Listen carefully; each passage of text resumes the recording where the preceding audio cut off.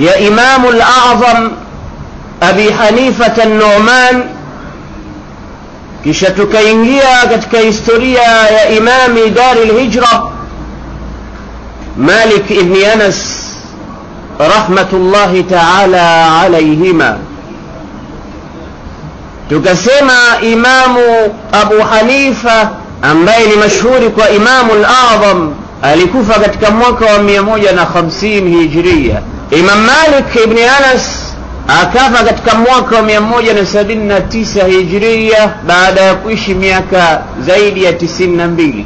Baada ya wawili hawa, leo tunaingia kumweleza Imamu Muhammad ibn Idris Shafi'i rahmatullahi ta'ala alayhi, ambaye kazaliwa katika mwaka wa 150, ikiwa na maana kwamba Imam Shafi kazaliwa katika mwaka aliofariki Imam Abu Hanifa.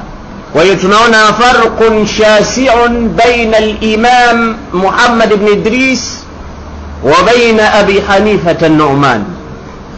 Mwaka aliozaliwa Imam Shafi ndio mwaka aliokufa Imam Abu Hanifa. Kwa maana hiyo Imam Abi Hanifa hakuonana na Imam Shafi. Wapi alipozaliwa Abu Hanifa?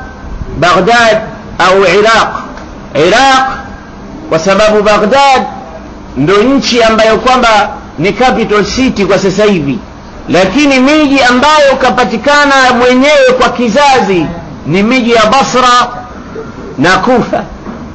Ndio miji alozalikana Imam Abi Hanifa an-Nu'man rahmatullahi ta'ala alayhi. Imam Shafi amezaliwa Gaza, na Gaza iko Palestina, katika mwaka wa 150. Baada ya muda mchache tu katika maisha ya utoto wake, tuufia abuhu fatara'ara ash-Shafi'i yatiman. Kuzaliwa tu kwa Imam Shafi, baba yake hakuishi sana, akaiaga dunia akimwacha mke na mtoto mdogo, ikiwa na maana kwamba Imam Shafi akaanza kukua bila ya baba. Wao ni watu wa Makka, lakini walihama kwenda Palestina kwa sababu ya jihad. Baba ilibidi ahame na mkewe wakaishi Palestina.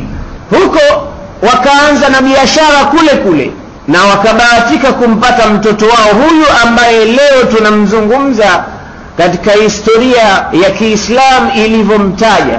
Ni vigumu sana mama kumlea mtoto akiwa peke yake, na mara nyingi sana watoto wanaolelewa na mama zao hupunjwa neema kubwa ya elimu katika ulimwengu kwa kuwa hawana msimamizi. Iwapo mama zao watakuwa sio wasimamizi wazuri, wengine wanabahatika wanalelewa na kina mama, inakuwa tofauti kabisa na mtu anapolelewa na mzazi wa kiume. Lakini kwa kuwa mwanamke mara nyingi sana huwa dhaifu, ikawa hawezi kuhangaika kumhangaikia mtoto wake, maisha yanakuwa magumu juu yake. Nafasi nyingi ambazo alikuwa azipate mtoto wa kiume au mtoto wake anazikosa, kwa kuwa mama hawezi kuhangaika kama alivyokuwa akihangaika baba. Lakini kwa upande wa mama yake Imam Shafi ilikuwa tofauti.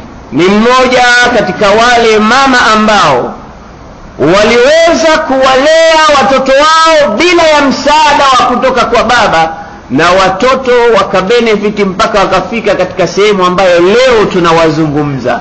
Kwa hiyo mama hapo nyumbani, usikate tamaa kwamba maadamu baba yao kafa na watoto hawa ndo washakufa. Maadamu baba yao hayupo, nani tena atakayewashughulikia elimu yao, maisha yao? Ndo maisha yashakufa hawa. Kuondoka kwa baba haimaanishi kuondoka kwa maisha, na kufa kwa baba haimaanishi kufa kwa maisha ya mtoto. Simama kidete wewe mama, tafuta kila njia za kumlea mwanao, tafuta ushujaa, mlee mwanao katika fadhailul Islam, na Mwenyezi Mungu ndo msaidizi na mlezi mkubwa, atakusaidia. Usikate tamaa kwa kuwa huna mume. Kwa kuwa huna mume huwezi kumlea mtoto, mlee mtoto wako. Mama yake Imam Shafi alikuwa mmoja katika watu ambao wamewalea watoto mpaka wakafikisha katika kilele cha kutambulikana ulimwengu mzima. Na pengine Imam Shafi alirithi baadhi ya vitu kutoka kwa mama yake, kwani mama huyu naye alikuwa si mchache vile vile katika hukumu za Mwenyezi Mungu na Uislamu na dini yake. Siku moja aliitwa na kadhi kwenda kutoa ushahidi. Kadhi anajua kwamba iwapo hawatakuwa wanaume wawili wenye kutoa ushahidi, Qur'ani inasema farajulun wa imra'atani, aje mwanamume mmoja pamoja na wanawake wawili. Akaitwa mwanamume mmoja na wakaitwa wanawake wawili. Mmoja kati ya wawili hawa alikuwepo ni mama yake Imam Shafi. Alipotoa ushahidi wake mwanamume, kadhi akamwambia mmoja katika wale wanawake, ibtaidi, ondoka kidogo nisikie ushahidi wa huyu, wasaad'uki lahiqan, na nitakuita baada ya ushahidi wa huyu na wewe uje utoe ushahidi wako. Wasije wakawa wanafuatana katika ushahidi, asije mmoja akawa na mwenzake akasema hivi na yeye akasema vile vile. Kwa hiyo mama yake Imam Shafi alipoambiwa aondoke akasema siondoki, laisa laka hadha, una haki ya kumuondoa mmoja kati yetu. Mwenyezi Mungu anasema antadhilla ihdahuma fatudhakkira ihdahuma al-ukhra. Katika ushahidi wale wanawake wawili, mmoja akipotea mwenzake amkumbushe, fakaifa saudhakiruha wa hiya ba'ida, na mimi nitamkumbusha vipi mwenzangu wakati mimi sipo? Iwezekani kututenganisha, lazim niwepo na yeye awepo, nikisahau anikumbushe. Hii ndio hukumu ya Mwenyezi Mungu inaposema akipotea mmoja wao, maana kisahau, fatudhakkira ihdahuma al-ukhra, mmoja amkumbushe mwenzake. Waislamu, Imam Shafi alihama kutoka Gaza kurudi zake Makka na mama yake baada ya kumuona mtoto kishakuwa kidogo. Alimstahimilia kwa muda mchache, kwa sababu unaposafiri na mtoto mdogo unampa shida, hasa safari za zamani. Kwa hiyo mama akasubiri mtoto kidogo amekuwa active, akaanza safari kutoka Gaza Palestina, akarudi zake Hijaz. Alipofika Hijaz akaanza mikakati ya kumuelimisha mwanawe, na kitu cha kwanza alichotaka kumpa elimu akasema sautika miftah al-ulum, mwanangu nitakupa ufunguo wa elimu. Ufunguo wa elimu ni kitu gani? Al-lughatu al-arabiyya. Ufunguo wa elimu zetu ni lugha ya Kiarabu, na hii ndio mwanzo alitaka kumpa mama, kumpa mwanawe. Sasa ampeleke katika madrasa gani? Akampeleka katika madaris za pale mtaani na mjini. Wanasema wanachuoni mwalimu wake alikuwa Sufyan ibn Uyayna, ambaye alianza kusoma kidogo kutoka kwa huyu Imam Shafi, na hapo akaanza kuonekana dhakira yake inapochukua elimu haraka haraka. Akasoma akahifadhi Qur'ani pale chini ya miaka 7. Qur'ani yote akahifadhi Imam Shafi akiwa na umri wa miaka 7 tu. Akaishi katika madrasa ile kwa muda, kisha mama akamchukua akampeleka Badia. Badia ni mashambani katika kabila linaitwa kabila la Hudhail, lilokuwa linatambulikana kwa ufasaha wa lugha ya Kiarabu. Angalia Mtume Muhammad alipozaliwa, kitu cha kwanza alipozaliwa tu alikwenda mashambani kuishi. Walikuwa wanafanya hivyo kwa sababu mtoto apate language ile, foundation yenyewe ya lugha ya Kiarabu. Hii ilikuwa moja katika sababu za Waarabu wanapowazaa watoto wao wapeleka mashambani kupata environment safi, na hasa lugha ya Kiarabu ile yenyewe kabisa, cream. Sasa Shafi'i akapelekwa katika miji ya Hudhail, akaanza kusoma lugha ya Kiarabu. Fahafidha min ash-shi'ri kulli, yale mashairi yote ya Hudhail, madiwani yao yote Imam Shafi'i akayahifadhi yote. Anasema wa adraktu kitab al-Muwatta, nikakikuta kitabu cha Imam Malik cha Muwatta huko. Wa hafidhtuhu kullahu, chote nikakihifadhi kitabu cha Imam Malik cha Muwatta. Kahifadhi diwan, kahifadhi Qur'an, kahifadhi shairi zote za Hudhail, kitabu cha Muwatta chote. Anasema wa ana duna 10 sanawat, niko katika miaka 10 tu nikahifadhi vitu hivi vyote. Hapa kuna wakfa basita. Imam Shafi ni mmoja katika watu walikuwa magenius. Wanasema kana lahu min alhifdhi ma yu'jibu an-nas, watu walikuwa kimshangaa kwa hifadhi yake anapohifadhi vitu. Mwenyewe anasema wa kuntu adau yadi ala safhatin ukhra indama ahfadhu al-ukhra, nilikuwa nikiuziba ukurasa mmoja wakati ninautumia mmoja kwa kuhifadhi. Kwangu nisingeweka mkono basi vitu vitaingia vyote bila kustahimilia. Yani kana yusajjilu al-ilma binazratin, ile kupita tu kwa macho katika kurasa zile, basi ndivyo vitu vinavyoingia katika hifadhi yake Shafi'i al-adhim. Basi alikuwa na bidii ya kuziba upande huu, asije akawa ni mwenye kuchanganya za upande huu na za upande mwingine. Basi hii ilikuwa ni dhakiratun alia kwa Muhammad ibn Idris al-Shafi'i.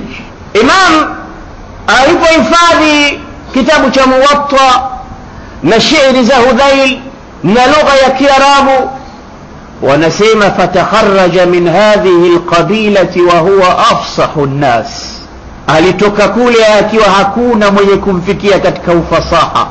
Ufasaha wake unasifiwa na Imamu Ahmad ibn Hanbal, anasema inna ash-Shafi'iyya faylasufun fi arba'ati umur, hakika Shafi ni filosofi, ni filosof, kuna martaba alia. Filosof unaweza kukuta mtu ni dokta katika filosofi, kiwango kikubwa sana katika viwango vya elimu. Basi Ahmad ibn Hanbal anasema Shafi'iyyu filasufun fi arba'ati umur, mambo manne kabobea Imam Shafi. Filasufun fi alfasahati walbalagha, ni filosof katika ufasaha wa lugha, yani katika lugha ya Kiarabu. Wa filasufun fi ikhtilafi an-nas, ni filosofi katika ikhtilafu za watu. Wa filasufun fil maani, na alikuwa filosofi katika tafsiri. Wa filasufun fil fiqh, na ni filosof katika fiqh, ilmu sharia. Hadhihi shahadatu alimin lialim, huu ni ushahidi wa mwanachuoni kwa mwanachuoni mwenzake. Basi mmoja katika watumishi wa Imam Shafi anaitwa Rabi' ibn Sulaiman, anasema law annaka adrakta ash-Shafi'iyya bifasahatihi wa bayanihi wa balaghatihi, natamani kama ungemuona Shafi'i kwa ufasaha wake. Wa inna hadhihi al-kutub allati allafaha, na hivi vitabu vilivyotufikia ambavyo Imam Shafi ndo alovitunga, law annahu istamala fiha lughatahu allati kana yunadhiru biha an-nas, laitani Shafi angetumia lugha yake ile ambayo ndo anaitumia kwa watu anapojadiliana nao, basi lamastata'na an naqra'aha bigharabatiha, tusingeweza kuisoma tukafahamu kwa gharabatul alfaz alizokuwa akitumia Imam Shafi katika mazungumzo. Lakinahu allafahu lilawam, lakini mnaona hizi vitabu kavitunga akijua kwamba vitasomwa na watu tofauti. Kwa hiyo katumia lugha nyepesi mno katika vitabu vyake. Soma vitabu vya Imam Shafi, kitabu chake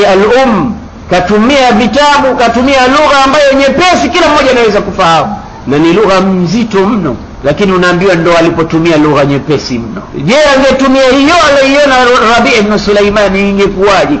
Alikuwa hivyo Shafi katika lugha ya Kiarabu, fasaha, balagha, bayani, maani, badii, kakusanya zote arkanul balagha. Unaposoma balagha katika lugha ya Kiarabu unasoma milango yote hiyo, fasaha na tashbihi na majazi na maani. Basi Shafi'i alikuwa akikaa, mara nyingine swali anaulizwa, basi lile swali atalijibu kishairi, jawabu lake linakwenda kwa mwenye kuuliza akiwa kapendezeshwa na kauli ya Shafi'i katika hukumu aliyotoa na katika lugha aliyotoa. Mpaka katika darasa yake yeye alikuwa akisomesha fiqh, lakini walikuwa wakija nuhatu, wanachuoni wa lugha ya Kiarabu, watu wa nahwu. Wakija watu wa nahwu wanakaa pembeni, wanaulizwa mbona mnakuja na nyie hamna umashuhuri wowote wa fiqh?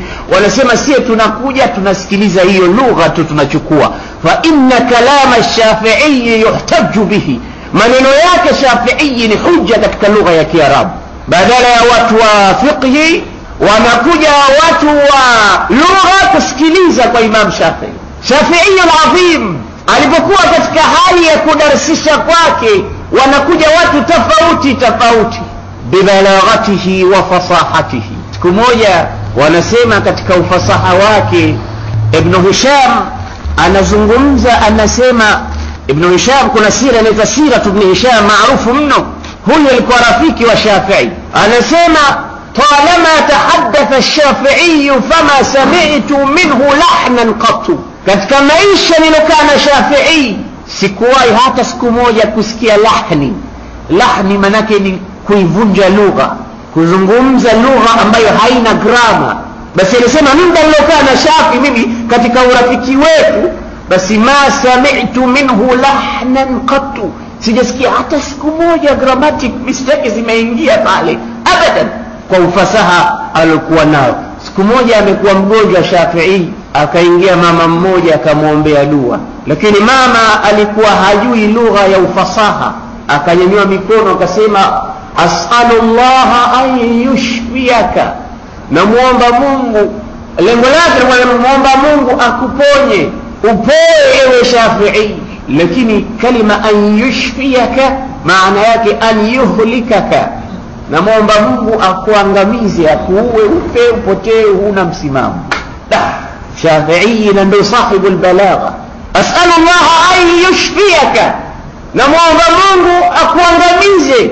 Shafi'i akasema Allahumma biqalbiha la bilisaniha, ya Rabbi mchukulie kwa moyo wake, usimchukulie kwa ulimi wake. Yani muhesabu kwa nia yake. Nia yake anataka kuniombea nipoe, lakini kakosea katika lugha, kaniapiza badala ya kuniombea.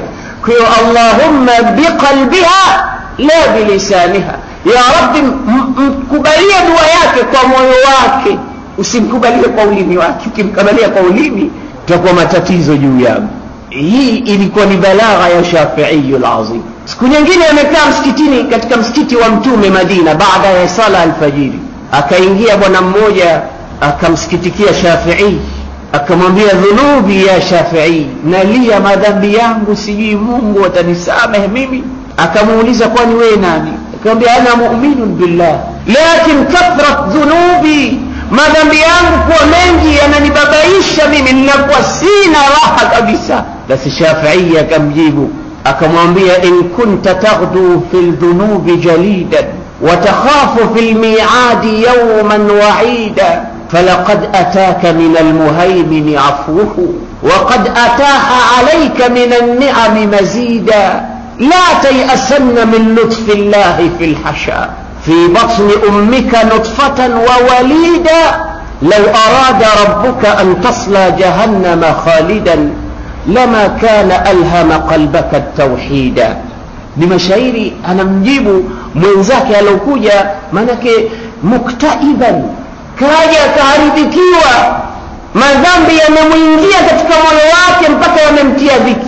Shafi akamjibu akamwambia idha kunta, ukiwa wewe katika dhunub jalidan, umefanya madhambi, umemwasi Mwenyezi Mungu, watakhafu fil mi'adi yawm alwa'ida, lakini ndani ya moyo wako una hofu kwenda kuonana na Mwenyezi Mungu siku ya kiyama, basi falaqad ataka min almuhaymin afwuhu, ujue kwamba Mwenyezi Mungu anakuletea afwa yake. وقد أتاها عليك من النعم مزيدا, na Mungu atakuzidishia neema, atakusamehe dhambi. Unamwogopa yeye, atakusamehe dhambi. La tayasanna min lutfi llahi fil hasha, usikate tamaa na upole wa Mwenyezi Mungu azza wa jalla. Angalia fi batni ummik, tizama wewe ulipokuwa katika tumbo la mamako, nutfatan wa walida, katika hali ya udogo na uchanga na utoto kabisa, Mungu alikuwa akikutizama kwa macho ya rehema. Mungu alikuwa akikupelekea chakula, kila kitu akikufanyia Mola wako kule. Lau arada rabbuka, Mwenyezi Mungu angetaka an tasla jahannama khalidan, wewe uingie motoni milele, lama kana alhama qalbaka at-tauhida, asingekupelekea kilima cha tauhidi katika moyo wako. Yani usiwe na wasiwasi, rudi kwa Mungu, Mungu atakusamehe. Lakini jibu kwa aina yake kabisa. Sasa man huwa Shafi'i? Ni nani Shafi'i? Huwa Muhammad ibn Idris. Ibn Idris, baba yake anaitwa Idris, mwenyewe anaitwa Muhammad. Muhammad ibn Idris ibn al-Abbas ibn Uthman. Katika majina yanayofuata ndio nasaba ya Imam Shafi'i. Angalia inakutana na nani Imam Shafi'i nasaba yake? Muhammad ibn Idris ابن العباس ابن عثمان ابن شافع ابن سائب ابن عبيد ابن عبد يزيد ابن الهاشم ابن المطلب ابن عبد مناف. Abd Manaf ni baba yake mkubwa wa mtume, yani babu yake. Kwa hiyo nasaba ya Imam Shafi inakutana na mtume kwa babu watano. Kule anakutana naye bwana mtume, babu mkuu wa mtume Muhammad sallallahu alaihi wasallam, Muhammad ibn Abdullah ibn Abd al-Muttalib ibn Hashim ibn Abd Manaf. Mtume sallallahu alaihi wasallam huyu ni babu yake vile vile. Na Shafi'i baada ya Muttalib yuko Abd Manaf ambaye ndio babu yake. Kwa hiyo Shafi'i katika maimamu wanne tuliowazungumza, nasaba yake ni ashrafu nasabin baina yao, ni mmoja katika watu waliokuwa na nasaba sharifa tukufu mno, kwenda kukutana na bwana mkubwa, bwana Muhammad ibn Abdullah salawatu rabbi wa salamuhu alayhi. Hii ndio nasaba yake. Kwa hiyo mwanzo alikuwa ni malikiyul madhhab. Imam Shafi madhehebu yake alikuwa ni mtu wa Imam Malik, ni mfuasi wa Imam Malik. Kahifadhi Qur'ani, kahifadhi shairi, kahifadhi na vitu vingine vyote, lakini bado fiqh hajakuwa nayo. Kwa hiyo siku moja amekaa, akapita mmoja katika watoto wa Zubair ibn al-Awwam katika vijukuu vyake, akamwambia, ya Imam, ya Shafi'i, ya'azzu alayya an la yakuna ma'a hadhihi al-fasahati fiqh. Mimi nahisi vibaya mno ufasaha wote uliokuwa nao huu usiwe na fiqh ndani yake, tafuta fiqh. Hapa Imam Shafi akaanza kugeuka, akamuuliza, ila man aqsudu, nimtafute mwalimu gani anisomeshe fiqh? Akamwambia, alaika bi Malik ibn Anas, yupo mwanachuoni anaitwa Malik ibn Anas, huyo amejaa fiqh, kaitafute ilmu ya fiqh. Kwa hiyo Shafi'i akaenda kwa wali wa Makka, gavana wa Makka, akamwambia, mimi nahitaji kwenda kusoma, kwa hiyo niandikie barua nende Madina kwa wali wa Madina anipeleke kwa Imam Darul Hijra nianze kutafuta elimu.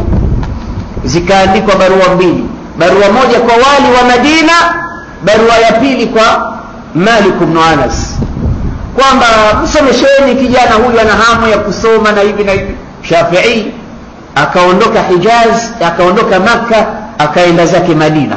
Akifika kwa gavana wa Madina, akampa barua kutoka kwa gavana wa Makka, akaisoma barua kwamba mpeleke kijana huyu kwa Imam Malik ibn Anas, na hii barua ya pili ni barua ya Imam Malik. Akaondoka na Shafi'i mpaka nyumbani kwa Imam Malik. Walipofika njiani, walipofika mlangoni, Imam Malik akapa habari na mfanyikazi wake kwamba inna bilbab wali Madina, gavana wa Madina yuko mlangoni, kaja anakuuliza. Basi Imam Malik akamwambia, salhu madha yurid, muulize anataka kitu gani. idha kana ata yuridu alhadith fahuwa ya'lamu yawm alhadith, kama kaja kusoma anaijua siku ya kusoma, sio leo. Muulize kaja kafuata nini. Wali wa Madina alikuwa kishamtahadharisha Imam Shafi, naambia mimi naogopa kwenda kwa Imam Malik, na hasa leo sio siku ya kusoma, naogopa kwenda kwake. Ilikuwa kuna mahaba, hofu ya kwenda kule, lakini kwa kuwa wewe umetumwa na wali mwenzangu nitakupeleka. Basi akayakuta yale yale, akaambia, idha kunta ataita lilhadith falaysa alyawma yawmuhu fansarif, kama umekuja kusoma leo sio siku yake, nenda zako. Akaambia, la, nimekuja nimemleta ghulamun yuridu an yataallam. Wakaingia ndani, wakakaribishwa, kaisoma barua. Alipoiona vile barua akakasirika Imam Malik, akamrembea barua yake kadhi wali wa Madina, akamwambia, ilmu rasulillahi yukhadhu bilwasita, ilmu ya mtume mnaichukua kwa wasta. Hii ni ilmu ya kuchukuliwa kwa wasta, kwamba huyu basi msomeshe huyu, hiyo si ilmu ya wasta. Yani anaona kama hawajaiheshimu ilmu ya mtume kwamba ichukuliwe kwa wasta. Ilmu ya mtume haichukuliwi kwa wasta. Shafi'i tadaraka almawqif, akasimama yeye akamuomba radhi, akamzungumzia maneno, bali ule ufasaha alikuwa nao. Malik ibn Anas akamuuliza mara mbili, man anta, wewe nani wewe? Akamwambia, ana Muhammad ibn Idris. Basi kuanzia hapo akamwambia, tayari nitakusomesha. Akaanza kusoma kwa Imam Malik. Hii ilikuwa katika muntasab 20. Imam Shafi kazaliwa mwaka wa 150, kafa mwaka wa 204. Angalia miaka yake, miaka 54 aloishi. Angalia elimu yake ilivyokuwa. Miaka 54 leo bado mtu ni kijana kwa kweli. Ule utu uzima bado. Mtume sasa anasema amaru ummati ma baina 60 wa 70. Huu utu uzima kautaja, umri wa umma wangu unataraddad baina ya 60 na 70. Ndivyo atakavyoishi ummati Muhammad. Mtume, hii hadithi ya Mtume sallallahu alaihi wasallam. Sasa leo wewe ukiwa na miaka 70 ujue kwamba ile maximum Mtume aliyoitaja tayari imeshaisha, na kama una miaka 60 vile vile imekwisha. Sasa hivi fanye kazi kwa ajili extra, kwa ajili ya kesho. Kama umefika miaka 52 imebaki 8 tu katika hiyo. Je, kama una miaka 58 imebaki 2 tu. Kwa hiyo kila ikizidi miaka unazidi kuchungulia katika rehema za Mungu au shari zake kama mtu mwovu. Kwa Shafi'i akakutana na Imam Malik katika umri wa miaka 20 huko. Mwaka wa 179 ndipo alipokufa Imam Malik ibn Anas. Kwa hiyo Shafi'i na Malik walikutana akiwa na umri kati ya miaka 20 huko mpaka 29. Kwa Imam Malik kafa Imam Shafi'i akiwa na umri wa miaka 29. Ukipiga hesabu zao katika mwaka wa 150 mpaka 204 utakuta ni miaka michache mno walioishi ndani yake Shafi'iyul Jalil rahmatullahi ta'ala alayhi. Sasa tuangalie elimu yake ilivyokwenda Shafi'i. Na kabla ya kuzungumza elimu yake, ni vigumu mno kutozungumza ufasaha wake. Sikilize kauli yake mwenyewe. Alikuwa anajisifu Imam Shafi'i, anasema sharibtu zamzam li 3 umuri. Mimi nilipokwenda Makka nilikunywa maji ya Zamzam kwa sababu ya mambo matatu. Lirami, kwa sababu ya kuachilia mikuki. Alikuwa akipenda kuachilia mikuki, manake ile kurembea mikuki. Watu wengine wanapenda ile, ndo manake hobi yake mtu. Kila mmoja anapenda vitu aina tofauti. Wengine wanapenda kusaka, wengine wanapenda kuvua, wengine wavuvi. Yaani sio kwamba anavua kwamba yeye maskini akauze samaki. Anapenda tu ile kumkamata samaki amone vile anavyoteseka, anavyokuja, yeye ndo anavyopenda. Sasa Shafi'i alikuwa anapenda ile kuachilia mikuki. Sasa anasema nilimwomba Mungu niwe na shabaha kali. Asema fakuntu armi 10 fi 10 wa 9 fi 10. Shabaha yangu ilikuwa nikikishuhudia kitu basi nakiondoa tu kwa mkuki. Liannani sharibtu zamzam li ajli, nilipokunywa maji ya Zamzam muomba Mungu anijalie na shabaha kali kama hiyo. Ilikuwa sharp shooter. Anasema wasa'altu Allah sharibtu zamzama lil'ilm, nilikunywa maji ya Zamzam kwa sababu ya elimu. Wa ana kama taraun, anasema namnaniona nilivyo sasa. Wa sharibtu zamzama liljanna, na nilikunywa maji ya Zamzam kwa ajili ya kupata pepo kesho siku ya Kiyama. Mtume anasema zamzamu lima shuriba la, haya maji ya Zamzam kwa lile lengo mtu atakalokunywa kwa ajili yake. Unapokwenda Makka ukanywa maji ya Zamzam, muombe Mungu pale, ya Rabbi nakunywa maji haya kwa sababu fulani fulani fulani, basi insha Allah dua inakuwa makbuli kwa baraka ya maji ya Zamzam. Sio unapiga tu, husemi chochote, uombi kitu katikati yake. Basi Shafi'i anajisifu katika ufasaha aliokuwa nao, anasema utitu ya waqitul qaridi wa durruhu wa alayya iklilul kalami wa tajuhu. Mungu amenipa yakuti za maneno na lulu zake, yani maneno yangu ninapozungumza watu yaona kama ni lulu. Wa alayya iklilul kalami wa tajuhu, na mimi nina shada la maneno na taji lake, yani nasifu maneno yake mwenyewe kwa mwenyewe. Kafika kiwango mpaka mwenyewe anashuhudia, anasema hivi ndivyo nilivyo. Walaula anna ash-shi'ra yusri bi ahlihi, na lau kwamba sio kwamba mshairi mara nyingi anapotea, la kuntu ash'ar min Labidi, basi ningekuwa mshairi mkubwa ulimwenguni kumliko Labid. Lakini washairi wengi wanakwenda mchomo. Washu'ara'u yattabi'uhumul ghawud, ndo ala ya mashairi. Tena nasema asdaqu shu'ara'i akdhabuhum, mshairi mkweli mno ndo yule muongo mkubwa. Kwa kuwa ukisema uongo katika ushairi ndo mashairi yako yanapendeza na ndo unaonekana una kima katika shairi. Ndio maana washairi wanadanganya. Silali mie kwa ajili yako. Ukifika kwao ukimuuliza bwana kalala bado, sio msema ulali wewe. Mie sili, ukipita kabeba tonge robo kilo mkononi. Ndio hali ya mashairi. na kusema ndani yake vitu ambavyo kwamba havifai. Mara nyingi tizama, mmoja katika watu alihukumiwa katika mahakama moja, basi kumbembeleza kadhi ili asimhukumu kifo, anaambia ma shi'ta la ma sha'atil aqdaru fahkum fa anta alwahidul qahhar. Anasema unavyotaka wewe hukumu, sio anavyotaka Mungu, kwani wewe ni mmoja mtenda nguvu. Mmoja mtenda nguvu ni Mungu, lakini kampa cheo hichi hakim na kadhi kwa kuwa asifungwe. Basi mshairi mwingine amepita anamsifia, anasema ash-shaykhu wal qissisu qissisani wa in tasha faqul huma shaykhani. Shekhe na padri wote ni mapadri wawili, au kipenda sema wote wawili ni mashekhe, kwa kuwa yule shehe katika Masihi, huyu shehe katika Uislamu. Basi anasema kuaridhisha watu fulani fulani tu. Mmoja anaisifu pombe, anasema da'il masajida lil'ubadi yaskunuha wa tufbina hawla khammarin liyasqina ma qala rabbuka wailun lil'ula sakiru wa innama qala wailun lilmusallina.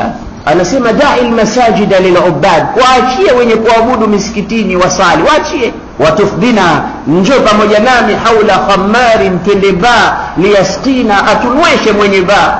Kwani nini? Ma qala rabbuka wailun lil'ula sakiru, Mungu akusema adhabu kali kwa wenye kulewa, inma qala wailun lilmusallina, lakini kasema adhabu kali kwa wenye kusali. Kwa hiyo wanasali bure, wale wanasali bure, sie twende huku tukapige moja moto moja baridi. Yani ushairi unaweza kumpeleka mtu mpaka akapotea. Haya ni maneno ya kusema kwa kuwa eti Mungu asema wailul lilmusallin, basi sala itakuwa inawatia watu katika makosa tu. Mbona hujamaliza aya alladhina hum an salatihim sahun? Huwezi kusema wailul lilmusallin wa adkhalta almuslimina alwail. Lakini washairi ndivyo wanavyokwenda mpaka wanapotea mara hiyo. Illa alladhina amanu, isipokuwa washairi wetu walioamini. Sasa shairi za Imam Shafi hazikuwa katika upande huo, na kadizati mwenyewe anasema laula anna ash-shi'ra yusri bi ahlihi la kuntu al-yawma ash'ar min labidi. Kama sio matatizo yanayowapata washairi, basi ingekuwa mshairi mkubwa leo ulimwenguni, ingekuwa mshairi mkubwa. Sikiliza anasifu nafsi yake, anasemaje? Anasema siku moja alipita katika soko fulani, akaeka mizigo yake, anakwenda katika safari zake. Basi akapita mwizi, akaiba nguo zake zote, akamwachia nguo moja tu ambayo imeozaoza, nguo ya zamani, nguo kuukuu. Basi alikuwa maarufu Shafii kwa elimu yake, lakini siku ile kwa kuwa kavaa nguo kuukuu, watu wanapita hawamshughulikii, hawamtambui, wanaona mtu mwingine mwenda wazimu labda hivi na hivi. Basi Shafii akacheka, akaona angalia watu.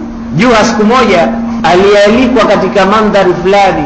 Sasa yeye kenda na nguo nyingine kabisa, wenzake kuja pale na majoho na makoti, yeye kenda hivi na nguo ambazo kwamba hazina sura. Basi wale wanaoingia wako smart ndio wanakaribishwa, high table wanapelekwa. Juha anaona hakamati hapelekwi, watu wote wameshaingia pale. Juha akabaki nje, akaona hapa kama sijaja na koti sidia. Kenda nyumbani, kachukua koti lake zuri, karudi kaingia na koti.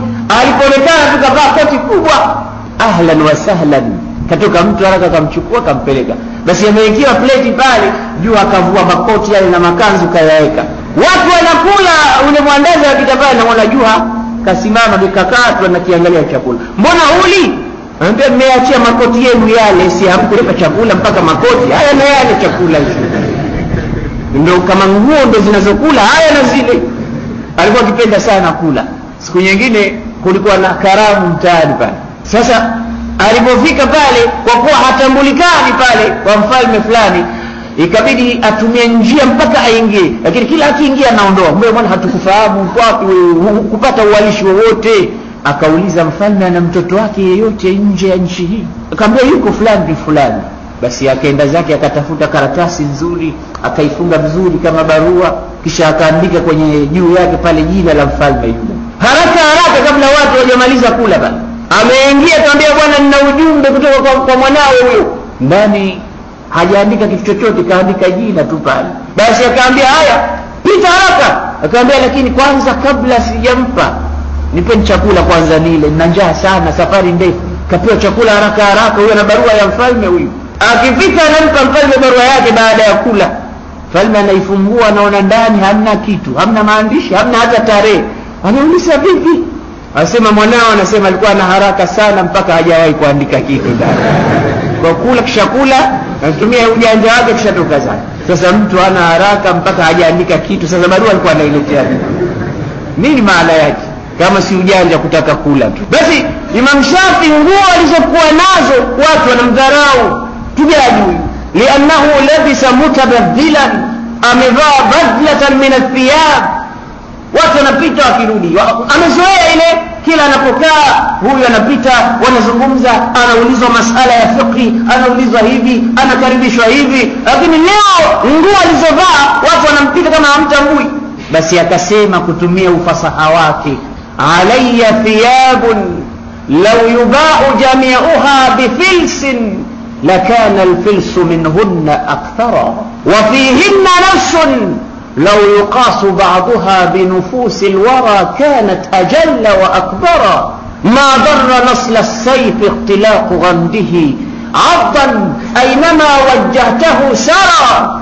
anasema jamani, mimi nina nguo kama zitanunuliwa nguo hizo dukani basi ni kwa mapesa mengi mno. Hizi nguo hizi zisikushtueni, mimi nina libasu taqwa dhalika khair. ndio sema alayya thiyabun law yuba'u jami'uha, kama zitauzwa nguo zote hizo bifalsin, filsi ni pesa zao wakati ule, filsi moja lao zitauzwa kwa filsi, basi lakana alfilsu minhunna akthara, ingekuwa kunahitajika mafilsi mengi mna kuinunua nguo hiyo. Wa fihinna nafsun, na ndani ya nguo hizo kuna nafsi, ambaye nafsi hiyo ndio yeye mwenyewe. Kuna mwili ndani ya nguo hiyo, law yuqasu ba'daha binufusi alwara, nafsi hiyo ingepimwa kwa nafsi za watu wengine katika mizani, la kanat ajalla wa akbara, ingekuwa katika sehemu kubwa sana nafsi hiyo. Kwani mnavyoniona nimevaa nguo, ma dharra nasla sayf ikhtilaqu ghamdihi, ule upanga unapouona kwamba ile ala yake imeoza, usijali kama upanga una makali. Ukiona jirabi ile inaitwa jirab, ala imeoza lakini upanga unakata vizuri, basi usijali kwa kuoza kwa ala, chukua upanga tumia. Sasa yeye ndo kama upanga, anajifananisha pale, kuna tashbih hapa. Yeye ndo upanga ule mkali ule ambao uko katika jirabi ilooza, katika ile ala ilooza. Kwa hiyo chukua upanga tumia, hii kuoza kwa jirabi sikushtue. Ndio anasema ma dharra nasla sayf ikhtilaqu ghamdihi, haidhuru kuoza kwa ala kama upanga una makali yake. Atta, unakata vizuri, ainama wajjahtahu fara, popote unapopeleka unafanya kazi yake upanga huo. Sasa nyinyi mnaniona mimi nguo ziko hivi, lakini mimi ni mtu mwingine, ndio nimeleta faida kwa watu mpaka ulimwengu umenitambua. Shafi'iyul Jalil anasema katika kuwaencourage watoto kusoma, tusipite hivi hivi kabla ya kusema maneno madogo aliyosema Shafi'i. Tusiingie moja kwa moja katika historia kabla ya kuyasema maneno haya ya hikma aliyosema Imam Ash-Shafi'i. Anasema kuwaambia watoto katika elimu, ala la tanalu al-ilma illa bisittatin, huwezi kupata elimu mpaka ujilazimishe kwa mambo sita. Saunbika anha mubayyinan bibayani, nitakueleza mambo sita hayo ni yepi upate kufahamu, uyakamate upate elimu. Dhakain wa hirsin wa istibarin wa bulghatin wa suhbati ustazin wa tuli zamani. Anasema mambo sita. Dhakain, kwanza mtoto awe active, awe amekakamaa, awe dhakaa. Dhakaa ni ile maana ni kuwa brave, mtoto kuwa talented, maana yake akawa ana himma alia. Dhakain wa hirs, awe na pupa ya kutaka kusoma, awe na ghera, anapenda ile kusoma. Kuna watu nawapeleka lakini hawapendi, anakosa elimu kwa kuwa hana azima kawia. Dhakain wa hirsin wa istibarin, na kuwa na subra katika elimu. Elimu inataka kusubiri, istibari. Wa bulugha, wanachuoni wengine wamefasiri bulugha kubalidhisha au kueneza, wengine wakafasiri bulugha ni chakula kipatikane au tonge lipatikane, yani kushiba pia kuwepo ili upate kusoma vizuri, chakula kipatikane. anasema wastibarin wa bulghatin wa suhbati muallimin, na mtu awe hapa kwa hapa na mwalimu. Suhbati muallim, kuandamana na mwalimu wako anapokwenda, unakwenda naye, unakuwa na suhba na yeye, unasoma vitu vingi pale ndani. Kisha anasema mwisho wa tuli zamani, na kubakia sana, kustrike sana kwa mwalimu, kwa mmoja kwanza. Haijambo wewe unakwenda kwa kila mtu, lakini baada ya kukaa kwa wingi wa miaka na kwa muda mrefu, vijana wengine wanakaa kwa huyu mwezi mmoja, kisha soma, kisha maliza, anakwenda kwa huyu. Wapi utapata elimu? Rakiz kwanza kuwa na tarkizi ya mahala pamoja. Imam Shafi anasema tuli zamani, kuwa katika tuli zamani, kuishi sana katika jambo lile. Haya ni mambo 6 vijana yachukueni ili mpate elimu. Mimi naeleza visa hivi kwa maimam, uridu an unabbiha an-nufus nahwa al-ilm. Lengo kubwa la mimi kueleza historia hii ni kuzichukua nafsi za vijana, kuzielekeza upande wa ilmu.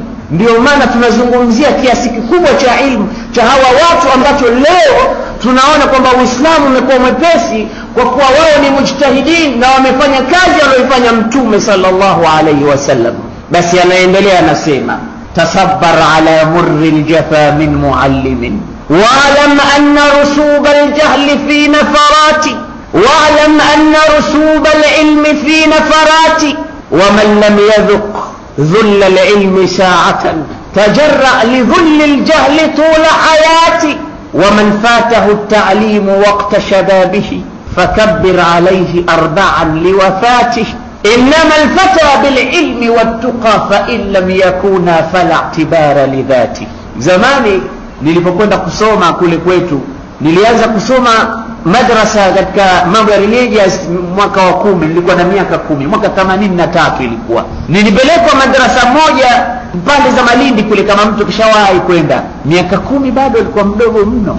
Lakini katika madrasa nilokwenda kupelekwa ni Shafi'i al-madhhab. Sasa kila nilikuwa tukisomeshwa mara nyingi mno katika lecture zile, inakuja dhikri ya Shafi'i na manaqibu Shafi'i, inakuja isri ya Shafi'i, inakuja aqwalu Shafi'i.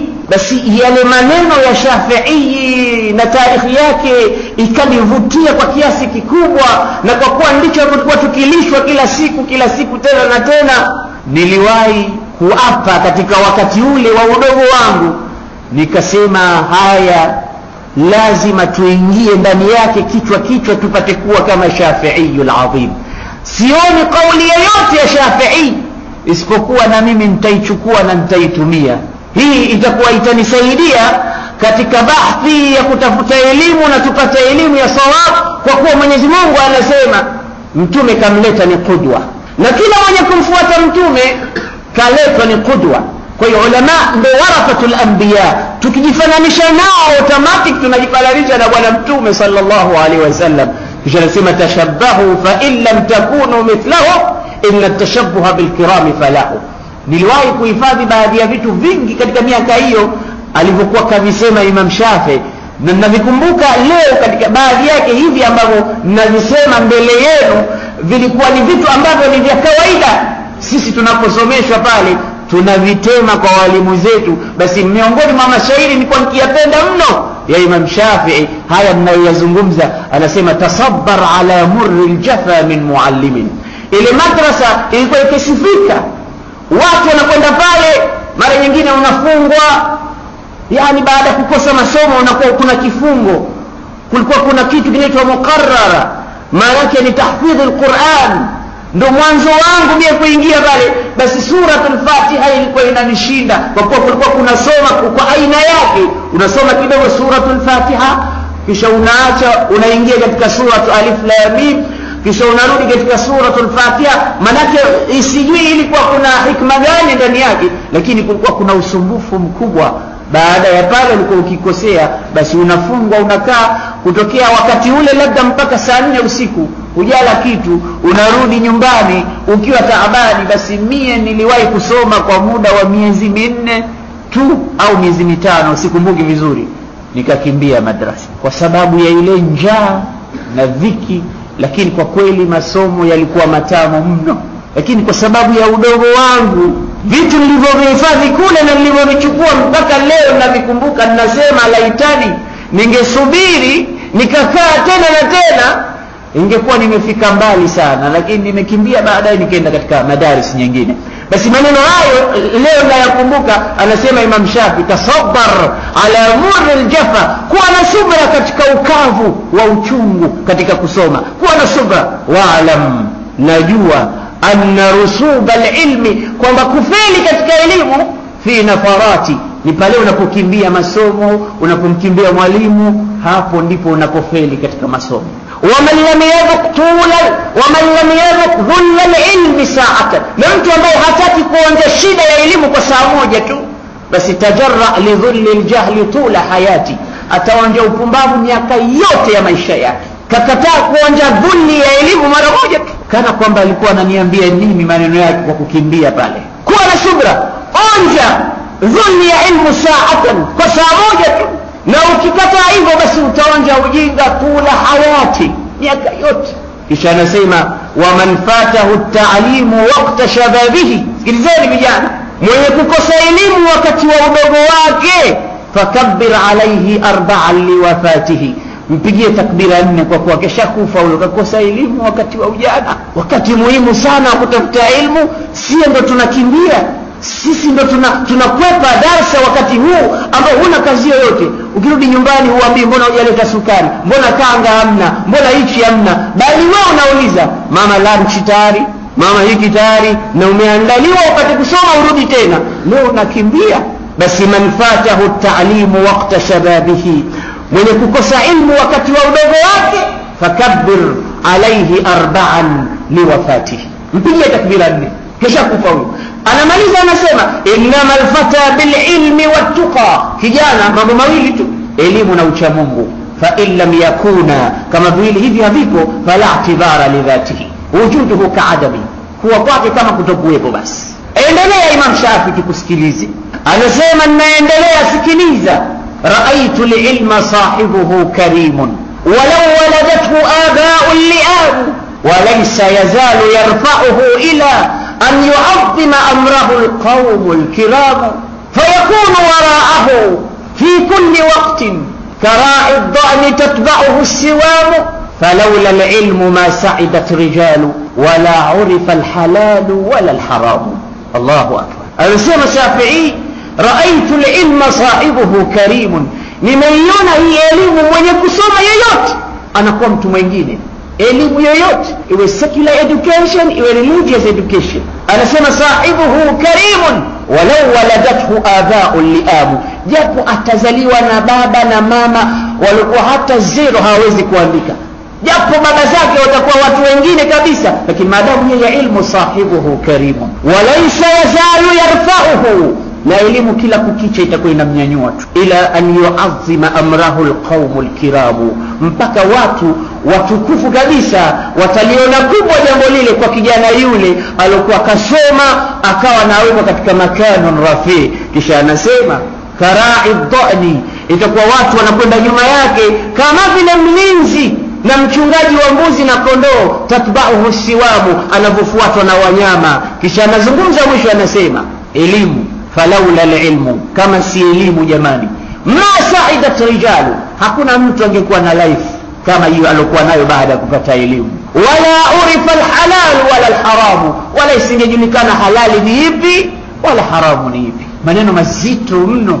Laula alilmu ma sa'idat rijalu, watu wasingekuwa wazuri, wasingekuwa wema kidini, kiroho, kidunia kama si elimu. Wala urifa alhalalu wala alharamu, wala tusingejua la kweli wala la uongo, zuri na baya, halali haramu. Elimu ndio inakuja kubainisha haya. Kisha anawaambia wale vijana wenye tabia ya kugombana na wenzao, ambao elimu zao ni za mjadala tu, anataka kusoma kwa ajili ya kwenda kujadiliana na watu fulani, anaambia jadiliana nao, lakini kuwe na sharti. Idha kunta, ikiwa wewe dha ilmin wa fadlin, una elimu na fadla, mimma ikhtalafa al-awa'il wal-awakhir, kwa mambo ambayo watu wamekhtalifiana wa mwanzo na wa mwisho, fanadhir, basi shindana na watu, jadiliana na watu, bisukuni, lakini kwa upole babangu, kwa wema, kwa upole. Anasema jadil fanadhir bisukunin haliman la taliju wala tukabir, tena kuwa mpole, usiwe na kibri wala usimtukane mtu. La taliju wala tukadha. Anasema yufidu kama istafada bihi. Ukitumia njia hiyo utapata faida kwa yule unayejadiliana naye. Anaweza kusema vitu usivyojua wewe. Kwa hiyo yufidu kama istafada bihi, utapata faida aliyoipata yeye bila mtinani. Tena utaipata kwa njia nyingine moja nzuri kabisa. Tufidu kama istafada bihi bila mtinanin min an-nukat an-nawadir min an-nukat al-karimati wan-nawadir. Utapata lulu kutoka kwake kwa kuwa umejadiliana naye kwa njia yake kabisa. Wa iyyaka wal-lajuja wa man yarani anni qad ghalabtu wa man yukabir. Najiepushe na kugombana au kujadiliana na watu wajinga, yani watu wasiokuwa na elimu. Imam Shafi mwenyewe anasema mimi elimu yangu mnaoniona nikianza hiwari na mtu ambaye hakusoma atanishinda. Hapo atanishinda. Kwa hiyo yeye hajui kitu, atakuwa anajadiliana kwa njia ya jazba na njia hajui kitu. Sasa watu hao fajtani ba'an, jiepushe nao. Anasema wa iyyaka wal-lajuja wa man yarani anni qad ghalabtu wa man yukabir. Jiepushe na watu aina hiyo. Jidali iwepo, hiwar iwepo, lakini kwa njia yake, iwe kwa aina yake. Amezungumza haya ni maneno katika elimu, kazungumza maneno mengine safi mno katika undugu na urafiki. Alikuwa na rafiki yake mkubwa, siku hiyo kawa mgonjwa rafiki yake. Imam Shafi kaenda kumzuru. Anasema marida al-habibu fa'udtuhu famaridtu min hadhari alayhi wa ata al-habibu yauduni fabari'tu min nadhari ilayhi. Asema alikuwa mgonjwa sahibu yangu, mimi nikenda nikamzuru, basi nikawa mgonjwa mimi kwa kumsikitikia rafiki yangu. Sasa ikaja zamu yake yeye kuja kunizuru mimi. Wa ata al-habibu yauduni, akarudi rafiki yangu kuja kunizuru mimi sasa mgonjwa.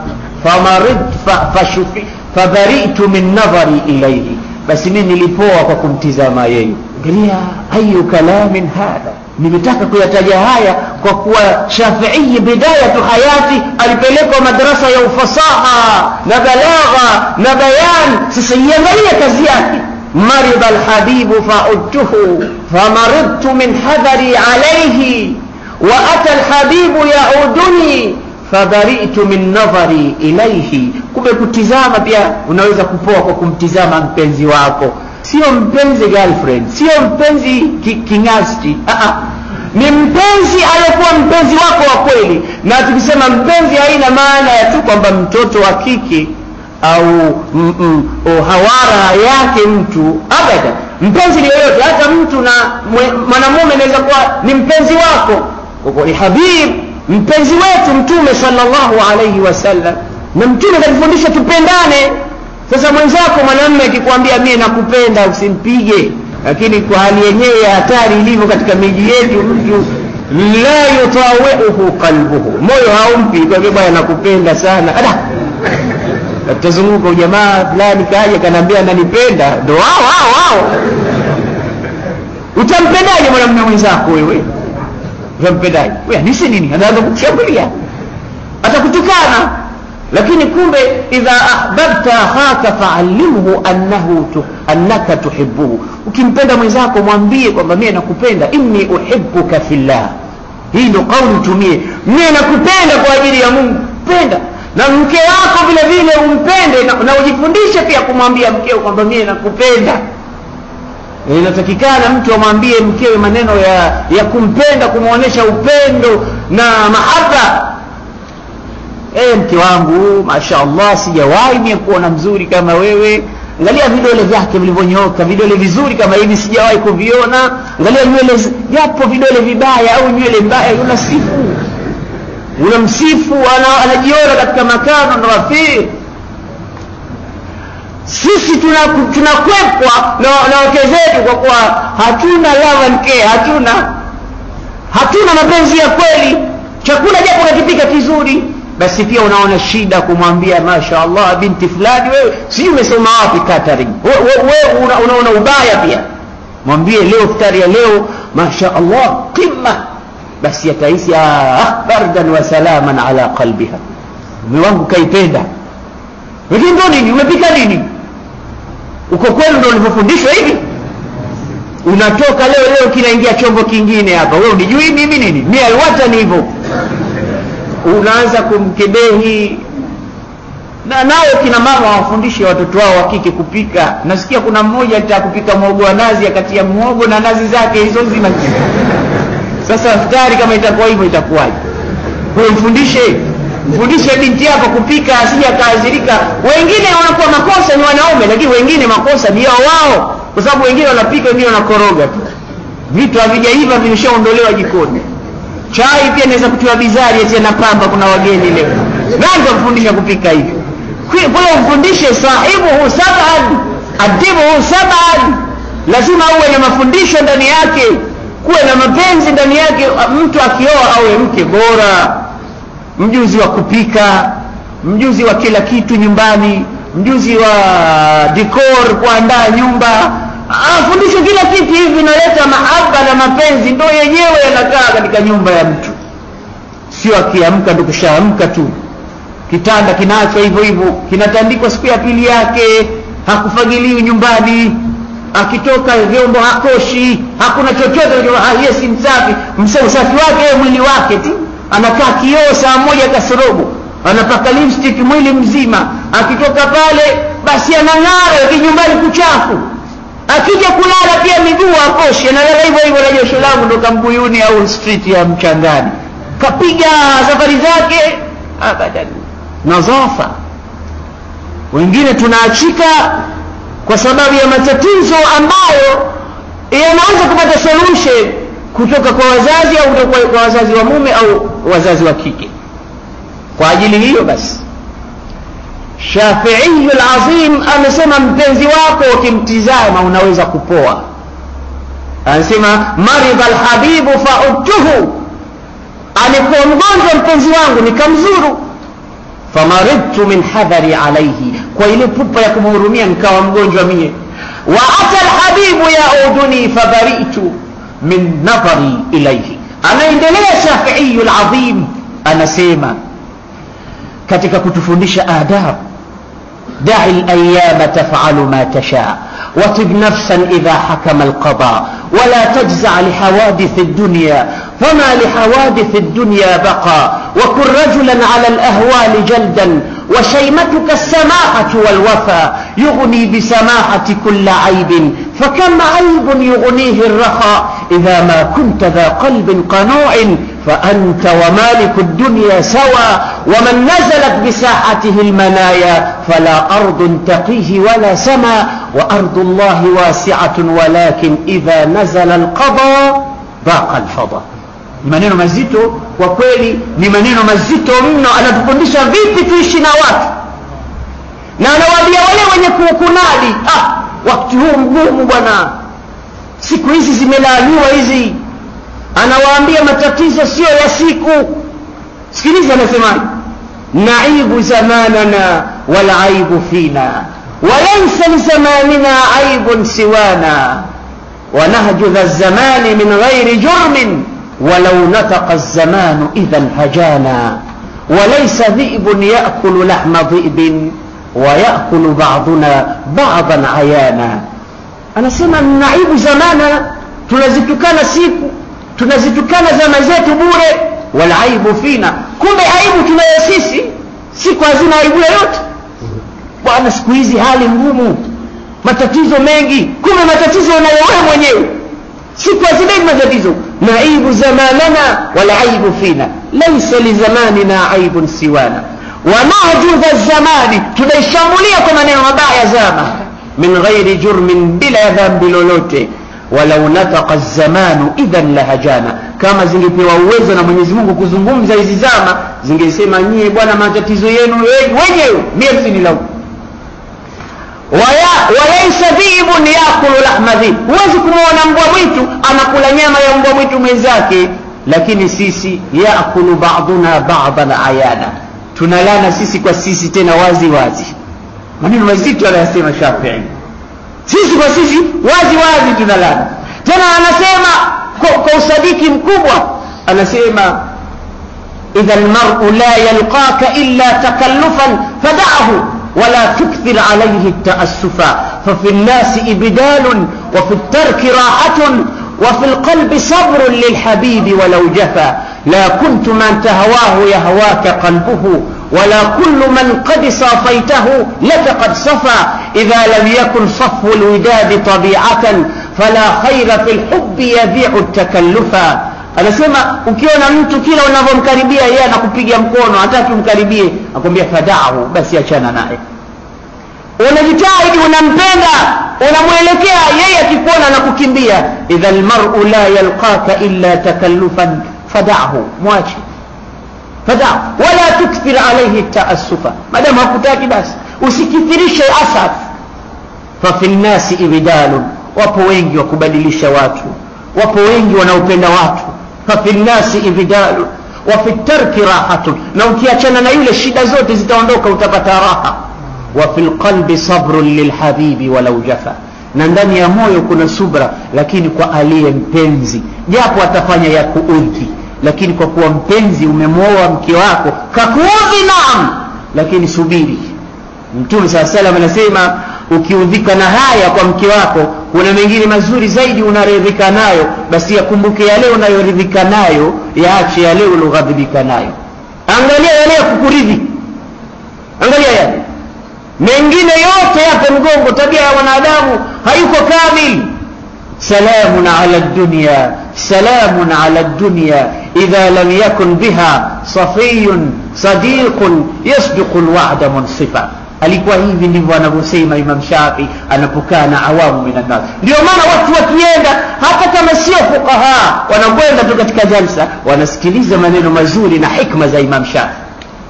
Anamaliza Imam Shafi katika zuhudi anasema inna lillahi ibadan futana talaqu ad-dunya wa khafu al-fitana nadharu fiha falamma alimu annaha laysat lihayyin watana ja'aluha lujjatan wattakhadhu salih al-a'mal fiha sufuna. Anasema Mwenyezi Mungu anawaja wema wameipata laka dunia kwa kuogopa fitna wametizama ndani yake walipoona dunia kwamba haina salama kwa mtu mwenye akili ja'aluha lujjatan wameifanya dunia ni kama wa mawimbi wattakhadhu salihal a'mali fiha sufuna na wakachukua amali njema kama jahazi la kusafiria katika mawimbi yale. Hii ni shairi ya zuhud.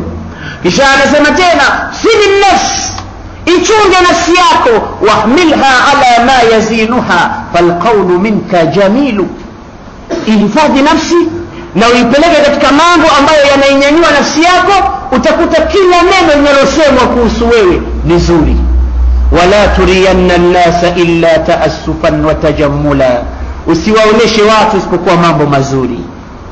Wa inna babika walau jafaka khalilu japo utakuta unachokiomba upewi unachokitaka ukipati lakini usimtukane ulomwambia akupe hakukupa.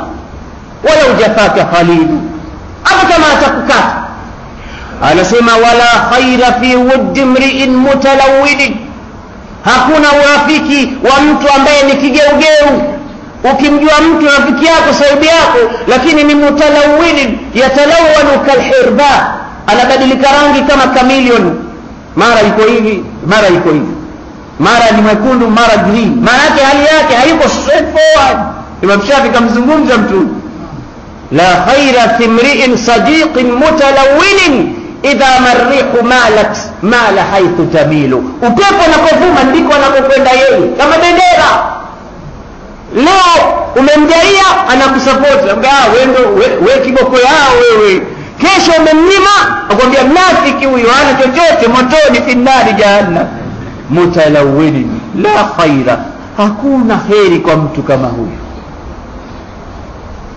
Imbaqa alayka rizqu al-yawmi kama leo kutakuwa na dhiki ya riziki anakuambia fasbir ila ghadin subiri mpaka kesho la'alla nakabatu ad-dahri anka tazulu wenda zile shida za ulimwengu zikaondoka siku ya kesho. Kisha anamaliza anasema Shafi'i al-Jalil anamaliza anasema wama akthar al-ikhwan hina ta'udduhum marafiki ni wengi mno unapowahesabu yule sahibi yangu yule sahibi yangu mamia walakin fi an-naibati qalilu lakini wakati wa shida ni wachache mno utakaowapata. Wakati wa raha ni wengi mno lakini wakati wa shida utaona wanahesabika kwa vidole vya mkono wakati wa shida. Ndio maana anasema idha qalla mali laysa man yusahibuni wa fi jam'i al-mal kullu an-nas khillani kam min sadiqin li ajli al-mal kam min aduwwin li ajli al-mal sadaqani wa kam min sadiqin li ajli al-mal adani. Ni wangapi marafiki wamenipiga vita kwa sababu ya mali, na ni maadui wangapi wamenipenda kwa sababu ya mali vile vile. Mali na pesa, ilibidi mtu amuite mbwa marehemu kwa sababu ya dirham na dinari tu.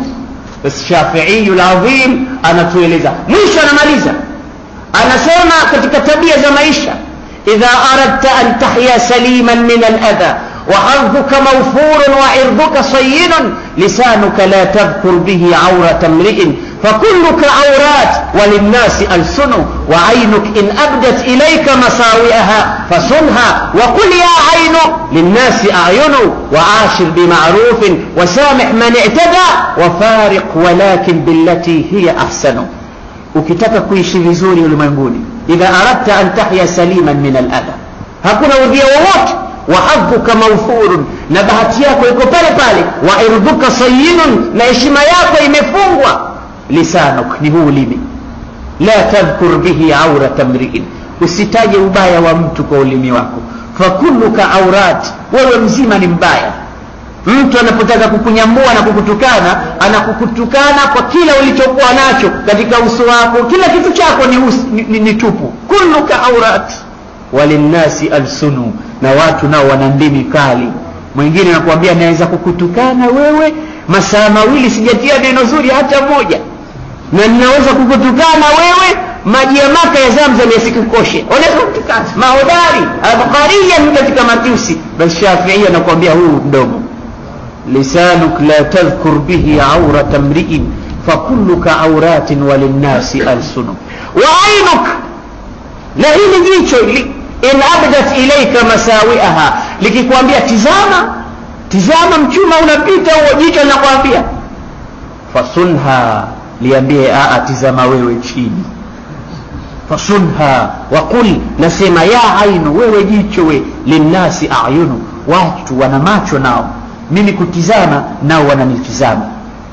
Linnasi a'yunu, watu wana macho. Wa ashir bima'rufin, kana watu kwa wema. Wasamih man i'tada, na msamehe mwenye kukuudhi. Wafariq, na ikibidi farikiana naye, walakin billati hiya ahsanu, lakini kwa njia murwa kabisa na njema. Kisha anageuka na waambia wazinifu, ifu ta'iffa nisaukum fil mahrami watajannabu bima la yaliqu bimuslimi inna az-zina daynun fa in aqrabtahu kana al-wafa min ahli baytika fa'lami يا هاتكا عرم الرجال وقاطعا سبل المودة عشت غير مكرم لو كنت حرا من سلالة طاهر ما كنت هتاكا لحرمة مسلم من يزن به ولو بجداره يا هذا إن كنت لبيبا فاعلم من يزن في بيت أخيه بألفي درهم في بيته يزنى بدون درهم. أنا سمع عفو jiandaeni kuepuka mabaya wanaume. Taifa nisaukum, hapo ndipo atakapojiepusha mabaya wake zenu. Wewe hutaki mkeo awe mzinifu, mbona wewe unazini? Wewe hutaki mkeo awe changudoa, mbona wewe hahara wa kiume? Sasa kwa nini hutaki wewe awe hivi, wewe unakuwa hivi? Basi ifu, jizuie wewe. Taifa nisaukum, watajizuia wake zenu fil mahrami, katika matatizo ya dhambi watajizuia. Lakini sisi leo tunapendelea, ukimwona mkeo tu kapewa salamu tu na mtu unaghadhibika, lakini wewe huna heshima na wake za watu, huna heshima na wanawake wengine wote, huna heshima na mtoto yote wa kike yuko mbele yako, uchagui wewe. Basi ifu taifa nisaukum fil mahram watajannabu, najiepusheni bima la yaliqu bimuslimi, kwa mambo ambayo hayafanani na Muislamu kama hayo. Inna zina dainun, hakika zina ni deni. In aqrabtahu, unapokopesha deni lile, kana alwafaa min ahli baitika fa'alami, kulipwa kwake litalipwa nyumbani kwako, jua hilo. man yazni fi baiti akhihi bi1000 dirham, mwenye kuzini ndani ya nyumba ya nduguye kwa dirham 1000, fi baitihi yuzna biduni dirhami, nyumbani kwake kutafanywa zina bila ya shilingi moja. Unalipwa kama tadinu tudan, unalipwa. Na zina ndio imetawala. Haqqul jari ala jarihi haipo, lakini haki ya zina kwa majirani dhidi ya majirani mengine ipo. Alikuja jirani mmoja nyumbani kwake apande katika flati yake. Sasa opposite ya mlango wake kuna jirani mmoja ambaye ana uhusiano na mke wake. Siku hiyo ameingia ndani ya nyumba, yule bwana kafungua mlango kaingia huku, katoka huku kapenya huku, mume hayupo. Akirudi anagonga mlango, mke wake anamwambia subiri, usiingie mpaka uniletee na chips na chicken huko chini. Kaambia mke wangu nimechoka shughuli ya mchana kutwa, niache kwanza niingie ndani nikoge nibadilishe nguo, nitakuletea unachokitaka. Lakini kwa kuwa kule ndani kuna mambo yake alikuwa anafanya, sasa leo kishafumaniwa, anamwambia rudi kanitafutie chips apate kutoa mwanya mume yule mwanamume atoke. Toka! Akamwambia nenda kaniletee chakula na njaa mie. Mume akasema haiwezekani, mimi nitaingia ndani nivue nguo ndo nende nikuchukulie chakula. Basi akaingia kwa nguvu. Alipoingia mtoto wa kiume mdogo tu, mtoto wao, akamwambia ya abati inna hunaka ifritun yanamu fi sarir, chini ya kitanda kuna jini limelala baba. Baba anatizama chini ya kitanda mvunguni, anamuona jirani yake yanamu kama waladathu ummu, amelala uchi kama alivyozaliwa na mama yake. Alikuwa anafanya kitendo kichafu na mke wake kafumaniwa, eti anataka chipsi huko chini ampe njia atoke. Mtoto kamfedhehesha, mtoto hajui maskini, hajaona mtu akiwa uchi hivi. Leo anasema ifritun yanamu fi sarir, baba jini amelala chini ya kitanda, mtoe. Baba akichungulia yajidu dhiban bashariyan, ampata mbwa mwitu wa kiutu limelala pale linadoa wake za watu tu. Hadha haqqul jari ala jarihi, hii ndo haki ya jirani kwa jirani yake katika siku zetu hizi. Asbaha alma'rufu munkara wal munkaru ma'rufa, uzuri umekuwa mbaya na mbaya umekuwa uzuri, ndio siku tunazoishi sisi Waislamu. Fa Shafi'iyul Jalil anasema man yazni fi baitihi bi1000 dirham fi baitihi yusna biduni dirham. Waislam, ilikuwa tusimame tu kidogo katika waqafat na balagha na fasaha ya Imam Shafi'i, na insha Allah taala kesho tutaendelea. Sasa tuingie katika qalbul mawdu, tumjue nani Muhammad ibn Idris alayhi sahaibu rahmatillah. aqulu qawli hadha astaghfirullah li wa lakum fastaghfiruhu yaghfir lakum. تقبل الله مني ومنكم الصيام والقيام. والسلام عليكم ورحمة الله وبركاته.